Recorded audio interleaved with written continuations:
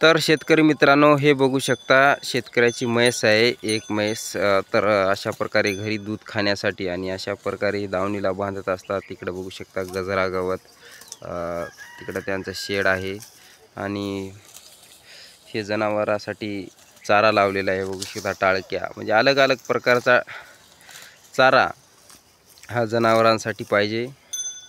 आणि यांच्याकडे शेळ्या पण होत्या, तर हे एकच शेळी होती, 2-3 तुती आपले दराश तुतीची ओळी लावल्या आणि अशा प्रकारे बांधल्यानंतर म्हैस बघू शकता. गावरान म्हैस जर आपण बाळगायची असेल घरगुती दुधासाठी, तर तिला थोडं दावणीला बांधावं लागतं आणि असं चारा व्यवस्थापन.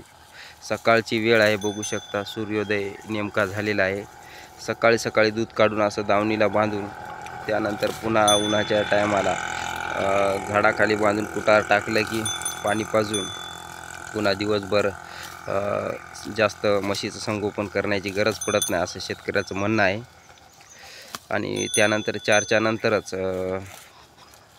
नंतर हे टाळक्या या म्हशीला देण्यात येतो आणि हा गजरा गवत, या दोन्हीपैकी एक, कधी गजरा गवत तर कधी टाळक्या, अशा प्रकारे या म्हशीचं संगोपन असतं. तर नक्की तुमच्याकडं पण एक म्हैस असेल गावरान आणि घरगुती दूध पण तुम्ही कशा पद्धतीने करता हे कमेंटमध्ये नक्की लिहायला विसरू नका. आणि आपल्या चॅनलवर नवीन असाल तर चॅनलला सबस्क्राईब, व्हिडिओला लाईक करा. जय जवान जय किसान.